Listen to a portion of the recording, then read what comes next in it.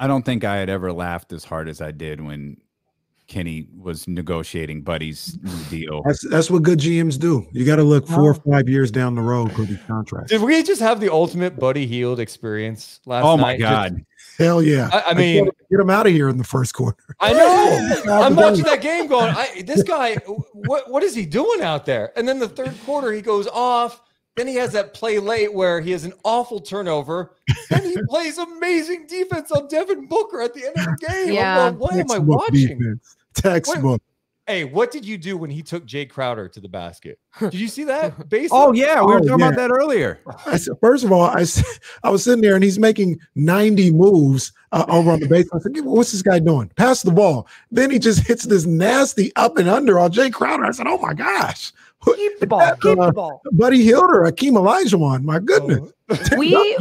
We have to get to this point where we just truly accept that this is what he is. Inconsistent, but when it's hot, it's hot. And when it's not, it's not. And now here's the thing. If you don't want to be that person that accepts it, then you need to look out for more depth in that position. When I say that, in a shooter, right? You just need more elite shooters to add on to your squad, because Buddy can be this elite shooter, but when he's not an elite shooter, he is not an elite shooter. I think that is like the only way you could really truly describe this man. Oh, how does Buddy play? Inconsistent. Inconsistent. Yeah, it was a tale of two halves. The two halves. Deuce, you got the full Buddy experience in the final 60 seconds of the game. Oh my God. You got the turnover. And then you got the stop against Devin Booker, which is like, all right, the only thing you didn't get was a logo 3 out of nowhere. That's the only thing you didn't get in the final minute. But I was questioning, like, why is Davion on it? Like, why when you're up 10 points with 4 minutes, why not? You don't need baskets. Yeah. Why not put Davion out there? And it's to me, it's tough though. Like that, I think that. I said this the other night. They have too many guards. They do like too many guards who can play. And you're in a situation in the fourth trade quarter. Davion. Sorry. No, I love Davion. I'm just looking at it going like, I asked Walton about this before the game the other night. I'm like, how do you decide?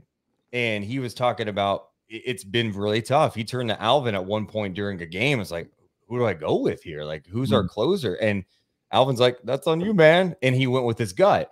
And I think some nights you want Buddy, especially when Buddy's cooking from 3. And I know they had a double-digit lead, but at the same time, in today's league, like that doesn't matter. And like you can lose a lead pretty quickly. But I think we're going to have multiple games this year where we're going to look back at the closing lineup and go, yeah, should have been Mitchell out there. And also like, oh, should have been Hield instead of Mitchell. It's going to be tough for him. And we talked about this last night. We talked about how it's like, well, pick your poison. If Buddy's hot, then that is probably why you're going to want to leave in Buddy. But ultimately, you guys, what was leading to Buddy shooting and getting into a rhythm was still the Kings defense, was still when they started getting up, bodying up with guys, getting engaged, buying in and getting those deflections. All of that, making sure to grab the rebound and not allow those second chance opportunities that they were allowing in the first half. When that all starts happening on the defensive end, people don't understand sometimes how that truly benefits the offensive end fully. So now if things weren't so hot for Buddy, that's when you have to go, okay, sure, there's buckets that need to be made, but it's still going to start on the defensive end sometimes. And that's going to be when you choose someone like Davion Mitchell to get those things going, to get the pace going on the other end and get some things in transition. Yeah. And you mentioned it, Mo, just now. I mean, the level of intensity being picked up on the defensive end in that second half, it was immediate. And another guy that we haven't talked about just yet, who I think was a little bit of a catalyst for that as well, is Tyrese Halliburton. You saw Tyrese Halliburton being active out there on the defensive end, just picking up the overall energy with talking and just being more aggressive out there in the second half. Because that first half, I like I said, I tweeted out, get Hield out the game in the first quarter. But that, like, I didn't tweet what I was thinking, because there was about 4 guys where I was like, getting him the hell out of there. And it was some of the start, Rashawn and Tyrese. I was like, these guys are too soft right now. Like, I need something else. And they completely flipped that in the second half. And I think Tyrese Halliburton, Rashawn Holmes, who got destroyed by DeAndre Ayton in the first half, stepped it up and kind of shut it down in the second half. I think they all came out of that locker room. And that's a great point by you, Deuce. We give a lot of credit to Luke Walton. But I'm pretty sure you're right. Tristan Thompson was in there saying, look, this is not how we're supposed to get down. So I think a lot of that happened in that locker room.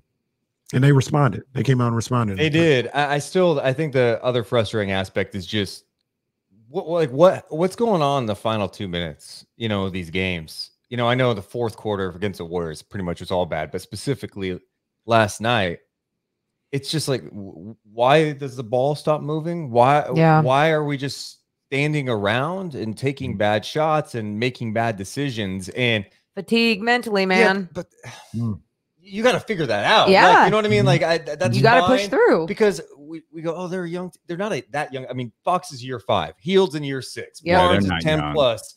Yeah. They have Halliburton out there. That's a younger guy, and that falls on everybody too, in my opinion. That's on the coaching staff. You cannot have situations where guys look completely lost when the game gets a little tight. Yeah. And that's where I'm not blaming it on youth or anything or how many years guys have been in the league. I'm just blaming it on more of like being in those moments and experiencing those moments at a winning level. And I think coaches like a Rico Hines or a Doug Christie could really help, being like, hey, in those fatigue mental moments, this is where you dig deep here. This is what your thought process needs to be. Like, they need to be coached mentally and physically, because I don't think they've had that for so many years. Like De'Aaron, I don't think he's had that really in his career with Sacramento. And now that there's finally some consistency with a coach and maybe going in the right direction with adding some pieces to this roster that works around him, it's time to work on that as well.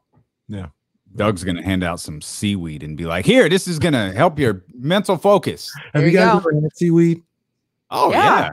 I love seaweed. Yeah. Me and Deuce over here, like, you've had it. I bet you have. You've had a sushi roll. Well, yeah, but I'm not like going. I see those just Kirkland alone. Yeah, just like, hey, let me have some seaweed.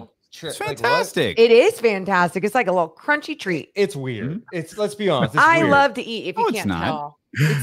So they just get it from the ocean, that nasty stuff that you see when you're on the beach, just there, and they like, oh, it's actually really good for you. I'm sure it's great. I'm just saying, like, you're not gonna get me to go, yeah, man, let me eat some seaweed. There's other healthy things I could eat instead of seaweed. Well, there's algae. You could eat algae. That's the stuff.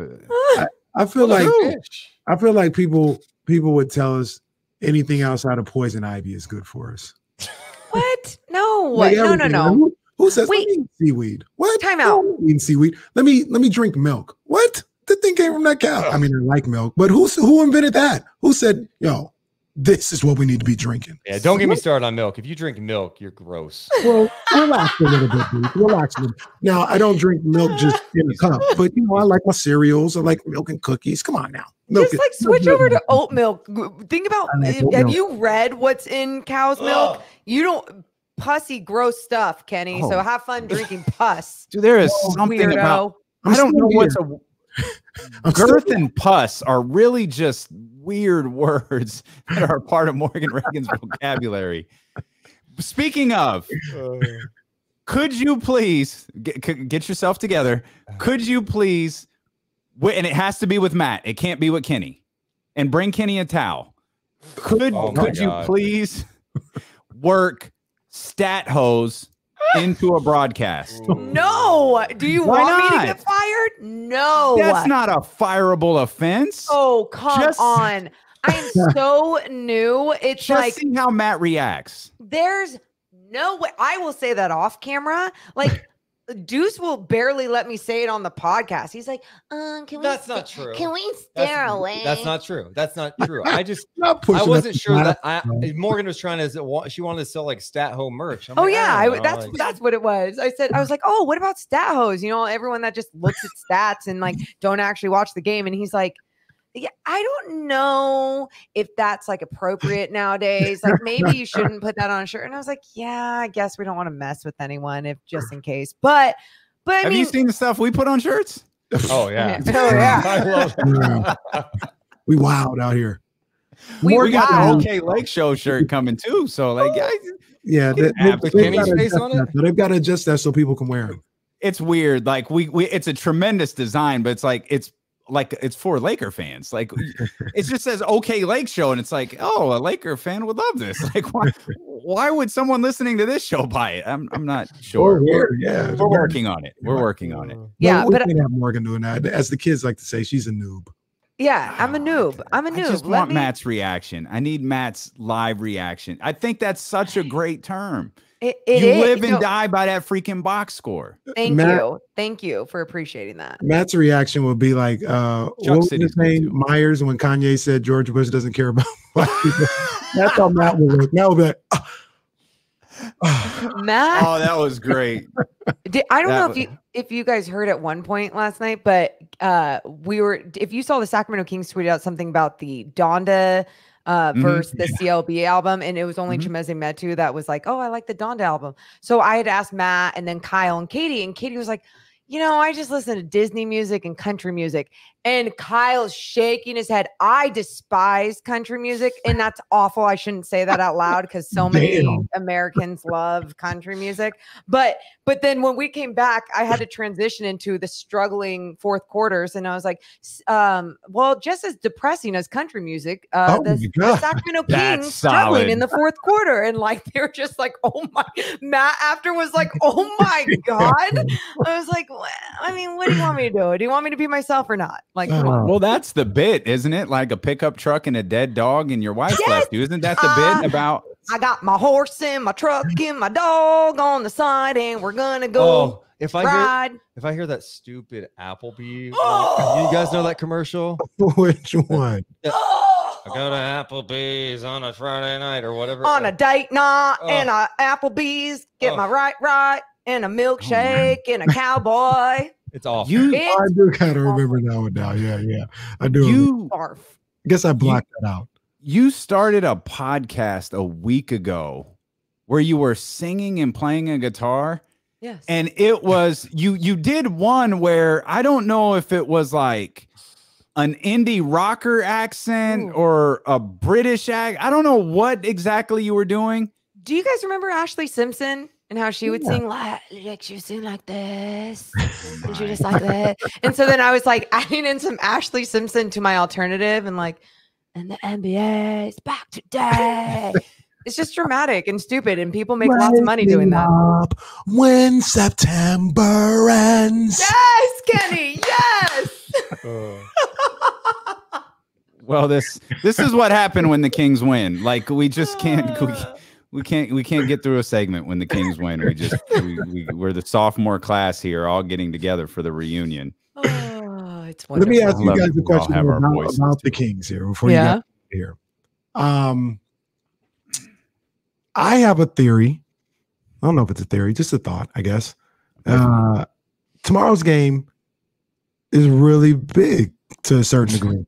Like you got an opportunity to clinch at least a 500 road trip on here, where if everybody I say that to say, let's get greedy. Like you can get your 2 wins out of the way, and then you got Dallas and Utah where it's like, yo, we can get really greedy and go 3-1 or something like that. But if you drop tomorrow's game, it almost feels like yesterday didn't happen. I'm with you on that. No, I'm with you on that. And it's New Orleans. I watched them play Minnesota a couple times. It looks rough.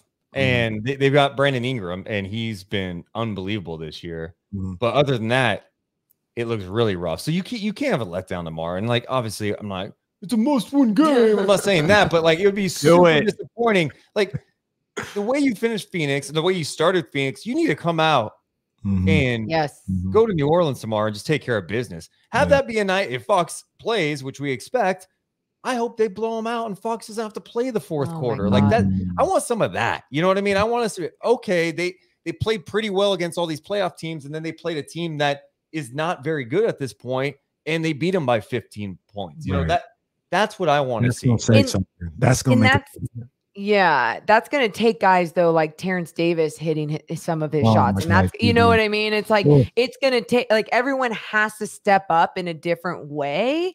Not just like in that, oh, this is our mentality. Like you got to show up through your play, and that goes for everyone. So then you can get a guy like De'Aaron Fox some minutes on the bench so he can rest up for some of the big games coming up. Speaking of Terrence Davis, his ability to get shots up, he was 7 shots in 10.5 minutes. Boy, he gets them up, man. He gets them. My boy TD, man. Look, I'm gonna stand up there. And I said it. I was saying all summer, TD better than Buddy Hield. Well, look here, he ain't better than Buddy Hield right now. I can tell you that. But hey, when he gets cold, he gets ice cold. He's 2 for 20 from 3 this year. 2 for 20. Are you 2 for 20? He ain't the microwave no more. He's the freezer.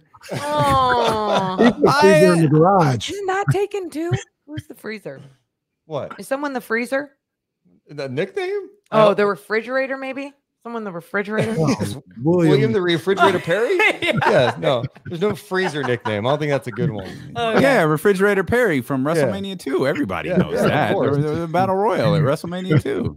Right. Terrence, what my partner was trying to say is Terrence Davis is the new Buddy Hield. So when he goes cold, he goes really, really cold. It's bad. Again, it's one of those things like Kenny was saying going into this game on Friday. I'm not going to sit here and be like it's a must win, but it's a must play well. It's an opportunity. Can I sit on the fence anymore? Look, it is a must play well. It's an opportunity, and this season, a lot of this season at least, is going to be about taking advantage of opportunities. But at the same time, are we saying they just have Ingram?